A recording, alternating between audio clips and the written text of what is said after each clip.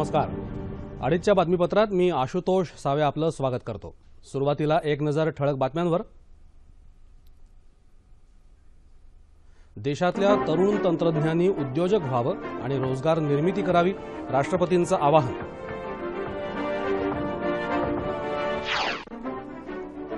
भारत आणि श्रीलंका यांच्यात 4 महत्त्वपूर्ण करारांवर स्वाक्षऱ्या.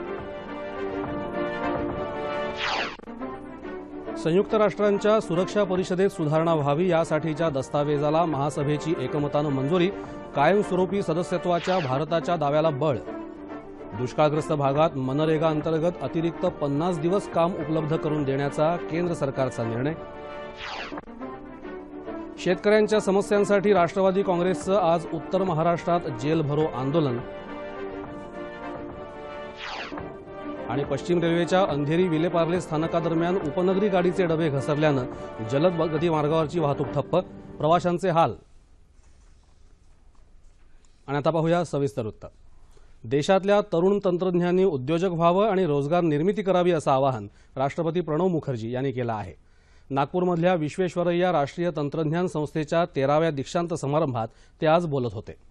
नोकरी शोधण्याऐवजी लोकांसाठी नोकरीच्या संधी उपलब्ध करून देणारा उद्योजक होण्याचं ध्येय बाळगा असं आवाहन राष्ट्रपतींनी यावेळी केलं.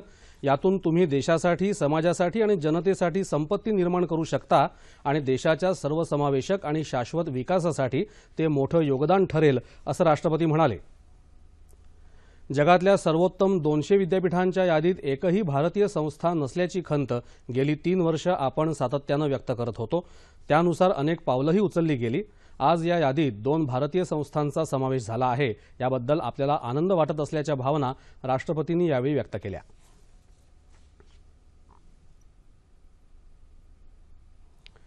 आर्थिक, सामाजिक आणि इतर क्षेत्रातल्या विकासाकरता भारत आणि श्रीलंका हे दोन्ही देश कटिबद्ध आहेत असं पंतप्रधान नरेंद्र मोदी यांनी म्हटलं आहे. दोन्ही देशादरम्यान आज आरोग्य, सार्क क्षेत्रात उपग्रह संधी, श्रीलंकेत आपत्कालीन स्थितीत रुग्णवाहिका सेवा पुरवणं अशा 4 महत्त्वपूर्ण करारांवर स्वाक्षऱ्या झाल्या. भारताच्या दौऱ्यावर आलेले श्रीलंकेचे पंतप्रधान रणिल विक्रमसिंघे आणि पंतप्रधान नरेंद्र मोदी यांच्यात आज नवी दिल्ली इथं उच्चस्तरीय बैठक झाली. त्यानंतर दोन्ही नेत्यांनी या करारांबद्दल समाधान व्यक्त केलं. श्रीलंका हे भारताचं जवळचं शेजारी राष्ट्र असून श्रीलंकेची प्रगती आणि विकास व्हावा अशी भारताची इच्छा असल्याचं पंतप्रधान नरेंद्र मोदी यावेळी म्हणाले. दोन्ही देशांदरम्यान वारंवार उपस्थित होणाऱ्या मच्छीमारांच्या मुद्द्यावरही या बैठकीत चर्चा झाली.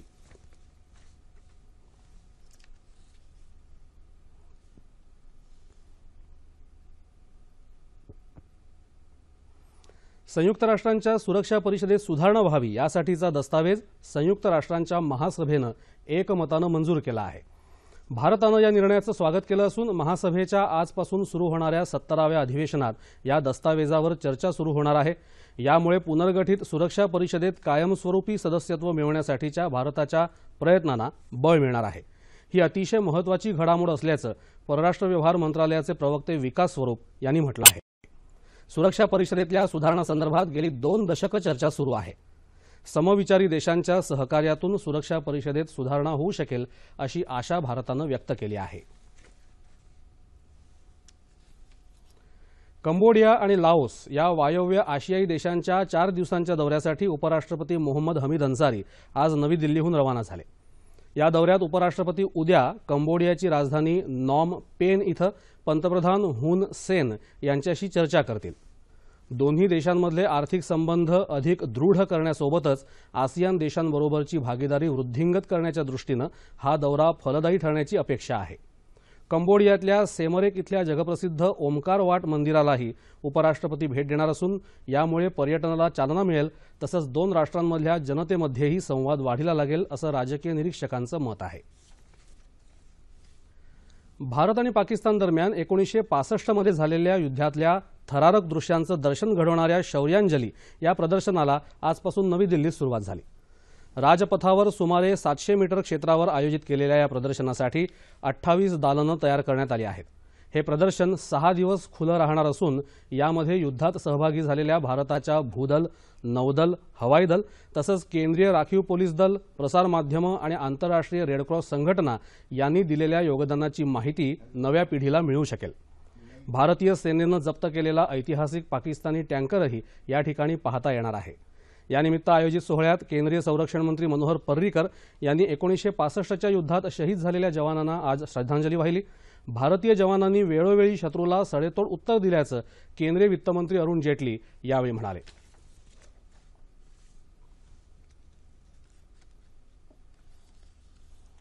मुंबईत 11 जुलै 2006 रोजी उपनगरी रेल्वे गाड्यांमध्ये झालेल्या साखळी बॉम्बस्फोट प्रकरणातल्या दोषींना शिक्षा सुनावण्याबाबतचा काल सुरू झालेला युक्तिवाद मोक्का न्यायालयात आजही सुरू आहे। 6 दोषींना वैद्यकीय कारणास्तव तसंच इतर कारणास्तव शिक्षेत सूट द्यावी यासाठी बचाव पक्षानं 3 अर्ज न्यायालयात दाखल केले आहेत। तसंच दोषींच्या वकिलांचा युक्तिवाद नोंदवण्यात आला आहे। गेल्या शुक्रवारी या प्रकरणी 12 आरोपींना न्यायालयानं दोषी ठरवलं होतं। या साखळी बॉम्बस्फोटांमध्ये 188 नागरिकांचा बळी गेला होता तर 829 जण जखमी झाले होते।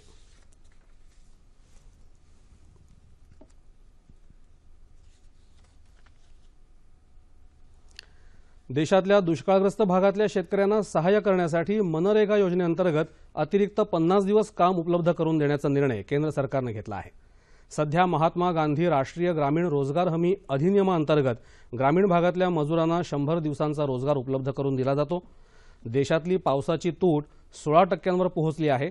या पार्श्वभूमीवर कर्नाटकनं 30 पैकी 27 जिल्ह्यांमध्ये दुष्काळ घोषित केला आहे, तर महाराष्ट्र, तेलंगण आणि आंध्र प्रदेश ही राज्यसुद्धा लवकरच दुष्काळ जाहीर करण्याची शक्यता आहे।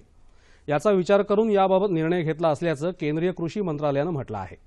उभ्या पिकांना वाचवण्यासाठी सरकारनं आधीच डिझेलवर अनुदान घोषित केलं आहे, तसंच बियांवरील अनुदानही वाढवलं आहे। शेतकऱ्यांच्या विविध प्रश्नांसाठी राष्ट्रवादी काँग्रेसनं राज्यात पुकारलेल्या जेल भरो आंदोलनाचा आजचा दुसरा दिवस असून आज उत्तर महाराष्ट्रात आंदोलन करण्यात येत आहे। जळगाव जिल्ह्यातल्या अजिंठा चौफुली इथं राष्ट्रवादीचे खासदार ईश्वरलाल जैन यांच्या प्रमुख उपस्थितीत जेल भरो आणि रास्ता रोको आंदोलन करण्यात आलं।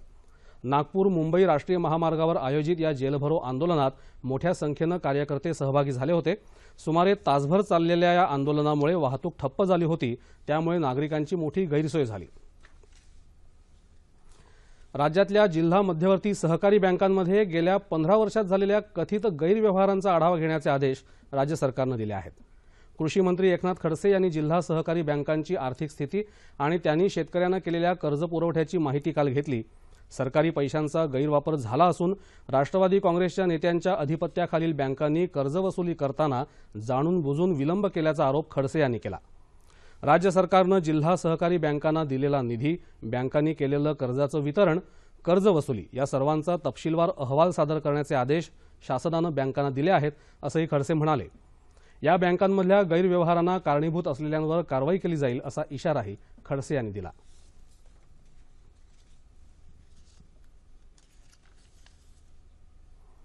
चंद्रपूर जिल्ह्यातल्या गोसीखुर्द धरणाचं पाणी काल आसोला मेंढा तलावात सोडण्यात आलं। या तलावात हे पाणी सोडावं अशी तिथल्या शेतकऱ्यांची गेली 33 वर्षांची मागणी होती। वनमंत्री सुधीर मुनगंटीवार यांनी जलपूजन केल्यानंतर हे पाणी सोडण्यात आलं। यामुळे दुष्काळग्रस्त शेतकऱ्यांना दिलासा मिळेल आणि सिंचनाच्या सोयी उपलब्ध होतील असं मुनगंटीवार यांनी यावेळी सांगितलं। देशात दूरचित्रवाणी माध्यमाचा उल्लेख आजही बहुतांश जण दूरदर्शन असाच करतात। हाच या संस्थेच्या विश्वासार्हतेचा, व्यापकतेचा प्रभाव। गौरवशाली इतिहासाचे सोनेरी क्षण जपत, स्पर्धेच्या कोलाहलातही अस्सलपण कायम राखत, लोकोपयोगी कार्यक्रमांच्या निर्मितीचा ध्यास उरी बाळगून नवी झेप घ्यायला दूरदर्शन सज्ज झालंय। दूरदर्शन आज आपला 56वा वर्धापन दिन साजरा करतंय।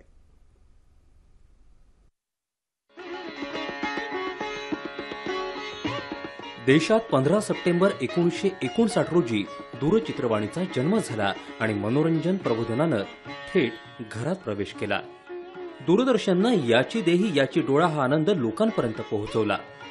आनंदयात्री पु ल देशपांडे यांनी दूरदर्शन असं त्याचं नेमकं बारसं केलं, तेच पहिले संचालकही। आकाशवाणीचा भाग असलेल्या दूरदर्शनला नंतर स्वतंत्र अस्तित्व प्राप्त झालं। 2 ऑक्टोबर 1972 रोजी मुंबई दूरदर्शन केंद्र सुरू झालं। घेतला वसा कायम राखत एकाहून एक सर्रास दर्जेदार, माहितीपूर्ण, मनोरंजक कार्यक्रमांची निर्मिती दूरदर्शननं सुरू ठेवली। हे कार्यक्रम तुमच्या आमच्या जगण्याचा भाग बनले। सत्यम शिवम सुंदरम हे बोधवाक्य आपल्या सांस्कृतिक जीवनाचा अभिन्न घटकच बनलं। अनेक पिढ्यांची अभिरुची घडवण्याचं, त्यांच्या सांस्कृतिक अस्मितेला आकार देण्याचं काम दूरदर्शननं केलं। दूरचित्रवाणी माध्यमाच्या सर्व शक्यतांचा नेमका वापर करत दूरदर्शननं प्रेक्षकांच्या जगण्याशी थेट संवाद साधला. उपलब्ध साधनसामुग्रीमध्येही नवे नवे प्रयोग केले. केवळ शहरी आणि अभिजन वर्गासाठी कार्यक्रम मर्यादित न ठेवता ते थेट गावांमध्ये वाड्या वस्त्यांवर पोहोचलं.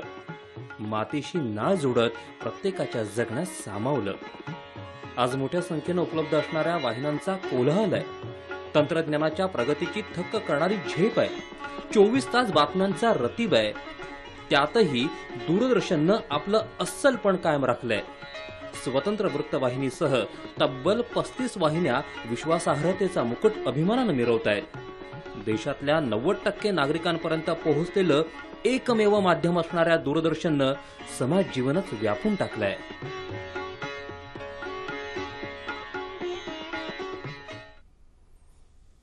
नाशिक इथल्या कुंभमेळ्यातल्या शाही स्नानासाठी धरणातून 2 टीएमसी इतकं पाणी सोडण्याच्या निर्णयाचा राज्य सरकारनं पुनर्विचार करावा असे निर्देश मुंबई उच्च न्यायालयानं दिले आहेत. याबाबत पुण्याच्या एका प्राध्यापकानं दाखल केलेल्या याचिकेच्या सुनावणीच्या वेळी न्यायालयानं हा निर्णय दिला. ज्यावेळी दुष्काळ सदृश परिस्थिती असते त्यावेळी पिण्याच्या पाण्याला प्राधान्य दिलं पाहिजे. अशा प्रकारे शाही स्नानाला एवढ्या मोठ्या प्रमाणात पाणी उपलब्ध करून देणं अयोग्य आहे असं न्यायालयानं म्हटलं आहे. या पुढचं शाही स्नान 18 सप्टेंबरला असून या याचिकेची पुढची सुनावणी 21 सप्टेंबरला होणार आहे.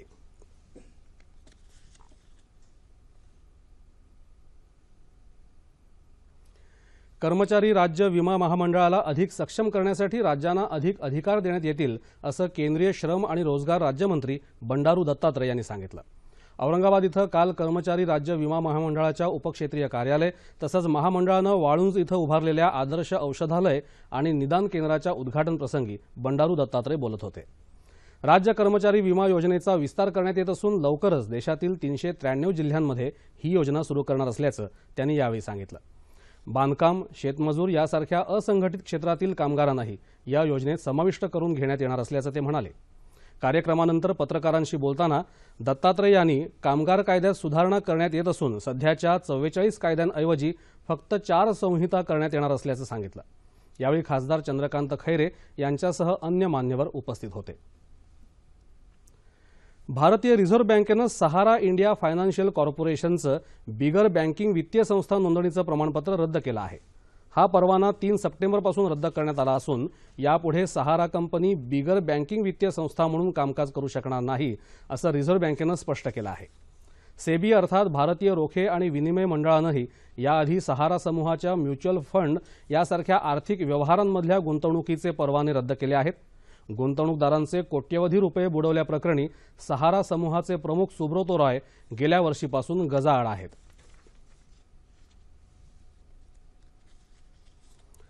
राज्य सरकार हे शेतकरी विरोधी नसून येत्या 5 वर्षात शेतकऱ्यांच्या हितासाठी 25,000 कोटी रुपयांचा निधी देण्याचं नियोजन सरकारनं केलं आहे अशी माहिती सहकार आणि पणन मंत्री चंद्रकांत पाटील यांनी दिली आहे.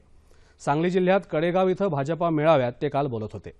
शेतीला पाणी, खत, बियाणं उपलब्ध करून देऊन शेती उत्पन्नात वाढ आणि शेतमालाला चांगले दर मिळावेत हे सरकारचं उद्दिष्ट असल्याचंही पाटील म्हणाले.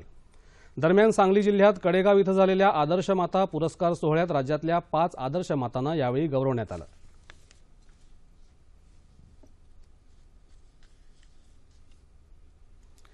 शासकीय योजना राबवण्यासाठी लोकांनी पुढाकार घेतल्यास देशाच्या विकासाची गती वाढेल असा विश्वास केंद्रीय आरोग्य आणि कुटुंब कल्याण राज्यमंत्री श्रीपाद नाईक यांनी व्यक्त केला. कोल्हापुरात काल आयोजित वुमेन्स फाउंडेशन पुरस्कार प्रदान सोहळ्यात ते बोलत होते. कला, साहित्य, उद्योग, वैद्यक, शिक्षण, सहकार, कृषी अशा विविध क्षेत्रात उल्लेखनीय कार्य करणाऱ्या व्यक्तींना women's development, education and public welfare फाउंडेशनच्या वतीनं हा पुरस्कार देऊन गौरवण्यात आलं. सामाजिक संस्थांनी शासकीय योजना जनतेपर्यंत पोहोचवण्यासाठी पुढे यावं असं आवाहन नाईक यांनी यावेळी केलं.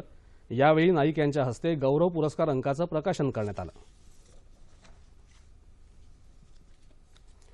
पुण्याच्या MAERS Maharashtra institute of technology अर्थात MIT तर्फे आयोजित करण्यात आलेल्या राष्ट्रीय अभियांत्रिकी क्रीडा स्पर्धा समिट 2015चं विजेतेपद MIT महाविद्यालयाला मिळालं आहे. उपविजेतेपद चेन्नईच्या SSN महाविद्यालय आणि पुण्याच्या COEP महाविद्यालयाला विभागून देण्यात आलं. क्रीडा प्रकारांमुळे विद्यार्थ्यांमध्ये हुशारी आणि कौशल्य विकसित होतात. खेळांच्या माध्यमातून भारताचं नाव जगासमोर नेण्याची जबाबदारी युवा पिढीवर आहे. अभ्यासाबरोबर खेळांमध्येही विशेष सहभाग घेऊन विद्यार्थ्यांनी ही जबाबदारी पूर्ण करावी असं प्रतिपादन माईल्सचे संस्थापक अध्यक्ष डॉक्टर विश्वनाथ कराड यांनी यावेळी व्यक्त केलं.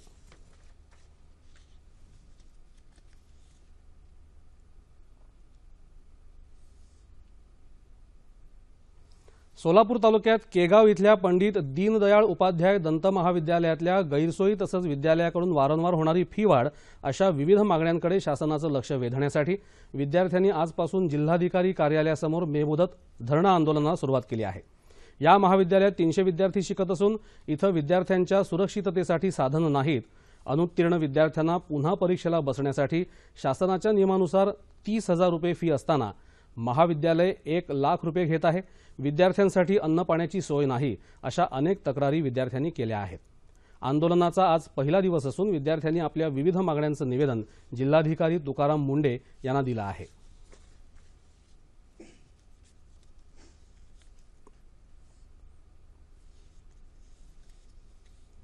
देशात सुमारे 2.5 ते 3 लाख क्षयरुग्णांचा मृत्यू उपचाराअभावी होतो. मात्र युनिव्हर्सल ॲक्सेस ट्युबरक्युलोसिस सेंटरमुळे क्षयरोगावर नियंत्रण ठेवता येणं सोपं झालं आहे असं मत केंद्र सरकारच्या आरोग्य विभागाचे महासंचालक डॉक्टर जगदीश प्रसाद यांनी व्यक्त केलं. नागपूरमध्ये युनिव्हर्सल ॲक्सेस ट्युबरक्युलोसिस सेंटरचं उद्घाटन डॉक्टर प्रसाद यांच्या हस्ते काल झालं. त्यावेळी ते बोलत होते. केंद्रीय मंत्री नितीन गडकरी, खासदार कृपाल तुमाने यावेळी उपस्थित होते. सीबी नेटमुळे क्षयरोगाचं निदान केवळ 2 तासात होईल असं सांगत खासगी क्षेत्रातून सेवांचा लाभ घेत क्षयरोग रुग्णांसाठी मोफत क्षयरोग प्रतिबंधक औषधं उपलब्ध करून देऊन त्याचा खर्च कमी केला जाईल असंही प्रसाद यावेळी म्हणाले. क्षयरोग हा आर्थिक सामाजिक विषयांशी संलग्न असल्याचं मत डॉक्टर सुनील खापर्डे यांनी व्यक्त केलं.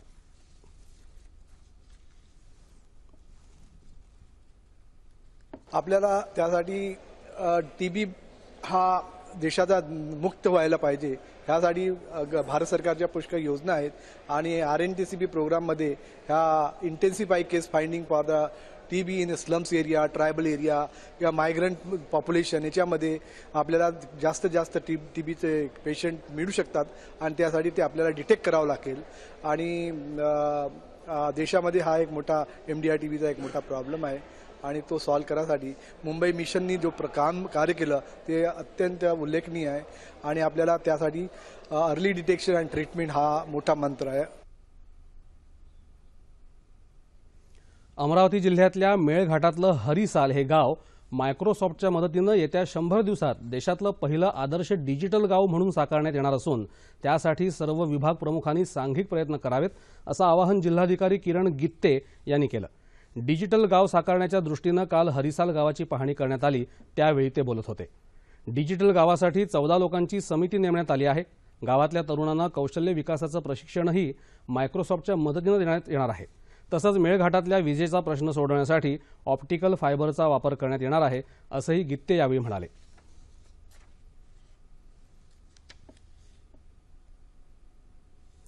धुळे जिल्हा परिषदेतल्या 300 शिक्षकांसाठी काल शिक्षण विभागातर्फे ई-लर्निंग कार्यशाळा आयोजित करण्यात आली होती. प्राथमिक शिक्षणाधिकारी मोहन देसले यांनी या कार्यशाळेचं उद्घाटन केलं. ठाणे जिल्ह्यातल्या जिल्हा परिषद शाळेतले शिक्षक संदीप गुंड आणि त्यांच्या सहकार्यांनी उपस्थितांना ई-लर्निंग प्रणालीची माहिती दिली.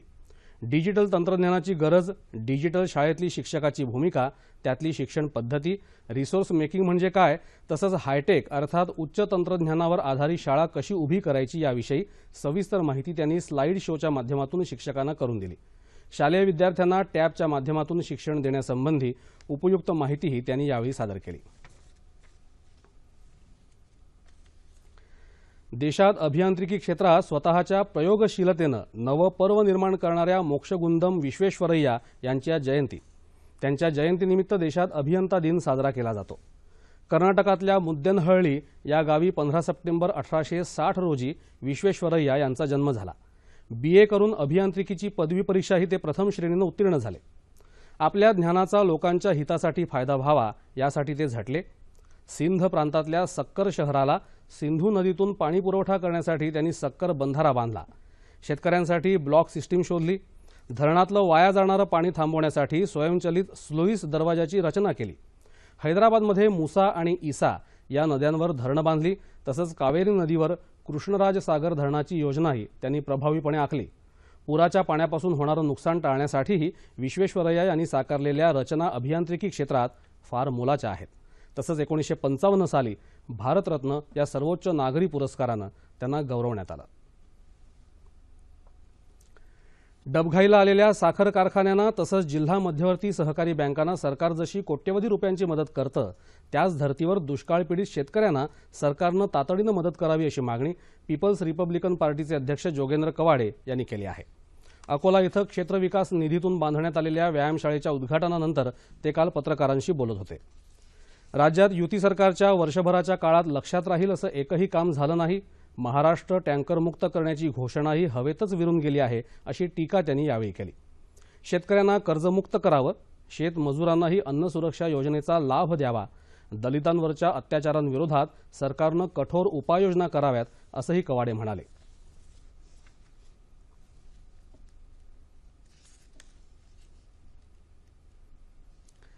सामाजिक बांधिलकी आणि एकोपा टिकवण्यासाठी जिल्ह्यात एक गाव एक गणपती उत्सव शांततेत आणि उत्साहात साजरा करावा असं आवाहन अकोल्याचे जिल्हाधिकारी जी श्रीकांत यांनी केलं आहे.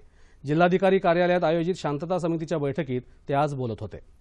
शांतता समितीच्या सभासदांकडून आणि गणेशोत्सव मंडळांच्या अध्यक्षांकडून यावेळी सूचना मागवण्यात आल्या. गणेश मंडळांना परवानगीबाबत एक खिडकी योजनेअंतर्गत सर्वांना ना हरकत प्रमाणपत्र एकाच ठिकाणी मिळावीत अशा सूचनाही यावेळी करण्यात आल्या.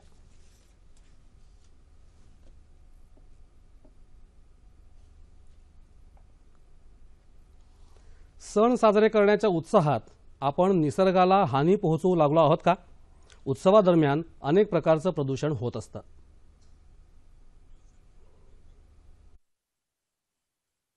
आपण भारतीय मुळातच उत्सवप्रिय.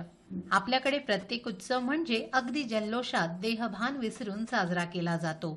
विविध धर्मांचे, विविध भाषा बोलणारे लोक एकत्र येऊन उत्सव साजरे करतात. त्यातून एकात्मतेचा, बंधुत्वाचा संदेश सर्वत्र पोहोचवला जातो. मात्र जशी नाण्याची दुसरी बाजू असते, तसंच या रंगीबेरंगी रोषणाईनं सजलेल्या धूमधडाक्यात साजऱ्या होणाऱ्या उत्सवांचीही दुसरी बाजू आहे. मात्र ही बाजू रंगांनी सजलेली नाही, तर इथं आपल्याला पाहायला मिळते निसर्गाची हानी, आरोग्याच्या तक्रारी आणि घाणीचं साम्राज्य. उत्सव साजरा करण्याच्या जल्लोषात आपण निसर्गाला हानी पोहोचवू लागलो आहे. उत्सवादरम्यान अनेक प्रकारच्या प्रदूषणात आपण नकळतपणे भरच घालत आहोत. लाऊडस्पीकरचा वाजवीपेक्षा मोठा ध्वनी, हवेत पसरणारी फटाक्यांची दारू, रासायनिक रंगांची उधळण, या सगळ्यांमुळे निसर्गाची हानी तर होतेच, शिवाय आपलं आरोग्यही बिघडतं. उत्सवाचं मूळ स्वरूप विसरून आपण उत्सवाचं विद्रुपीकरण तर करत नाही ना? पर्यावरण प्रदूषणाचे दुष्परिणाम आपल्या पुढच्या पिढीला सहन करावे लागू नयेत, यासाठी योग्य पावलं उचलणं गरजेचं आहे. गणेशोत्सवादरम्यान मुंबई शहर आणि उपनगरांमध्ये चोख पोलीस बंदोबस्त ठेवण्यात येणार असल्याची माहिती कायदा आणि सुव्यवस्था विभागाचे पोलीस सह आयुक्त देवेन भारती यांनी मुंबईत दिली. उत्सव काळात सर्व पोलीस कर्मचाऱ्यांच्या बदल्या रद्द करण्यात आल्या असून पोलीस, गृहरक्षक दल आणि राज्य राखीव पोलीस दलाच्या तुकड्या बंदोबस्तासाठी तैनात करण्यात येणार आहेत. सर्व गणेशोत्सव मंडळांच्या बैठका घेऊन त्यांना उत्सव शिस्तीनं आणि शांततेनं साजरा करण्याच्या सूचना देण्यात आल्या आहेत असं त्यांनी सांगितलं. उत्सवासाठी सर्व विभागांमध्ये सीसीटीव्ही कॅमेऱ्यांची व्यवस्था केली असून त्याचं संचालन मुंबईत 3 ठिकाणी करण्यात येणार आहे असंही भारती यांनी स्पष्ट केलं.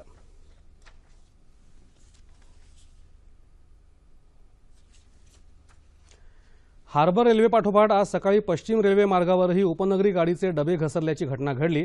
त्यामुळे ऐन गर्दीच्या वेळी प्रवाशांचे अतोनात हाल झाले. विरारहून चर्चगेटकडे येणाऱ्या जलद मार्गावरच्या लोकलचे अंधेरी आणि विलेपार्ले स्थानकादरम्यान क्रॉसिंग करताना 7 डबे घसरले. यामुळे जलद मार्गावरची दोन्ही बाजूंची रेल्वे वाहतूक ठप्प झाली असून जलद मार्गावरची वाहतूक धीम्या मार्गावर वळवण्यात आली आहे. या अपघातात कोणतीही जीवितहानी झाली नसल्याची माहिती पश्चिम रेल्वेचे मुख्य जनसंपर्क अधिकारी शरद चंद्रायन यांनी दिली आहे.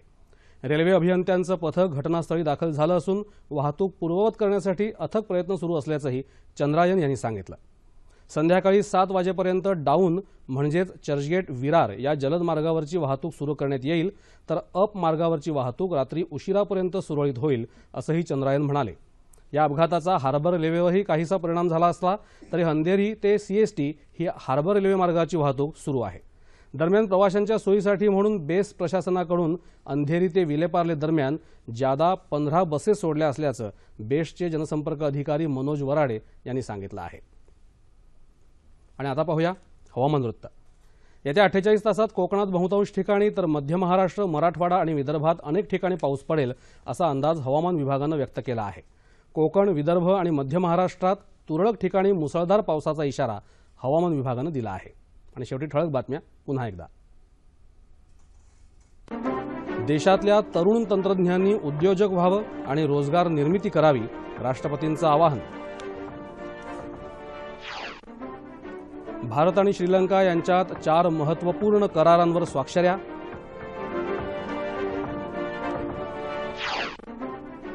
संयुक्त राष्ट्रांच्या सुरक्षा परिषदेत सुधारणा व्हावी यासाठीच्या दस्तावेजाला महासभेची एकमतानं मंजुरी. कायमस्वरूपी सदस्यत्वाच्या भारताच्या दाव्याला बळ. दुष्काळग्रस्त भागात मनरेगा अंतर्गत अतिरिक्त 50 दिवस काम उपलब्ध करून देण्याचा केंद्र सरकारचा निर्णय. शेतकऱ्यांच्या समस्यांसाठी राष्ट्रवादी काँग्रेसचं आज उत्तर महाराष्ट्रात जेल भरो आंदोलन. आणि पश्चिम रेल्वेच्या अंधेरी विलेपार्ले रेल्वे स्थानकादरम्यान उपनगरी गाडीचे डबे घसरल्यानं जलद मार्गावरची वाहतूक ठप्प, प्रवाशांचे हाल. याबरोबरच हे बातमीपत्र संपलं. पुन्हा भेटूया संध्याकाळी 5 वाजता सह्याद्री वाहिनीवर. नमस्कार.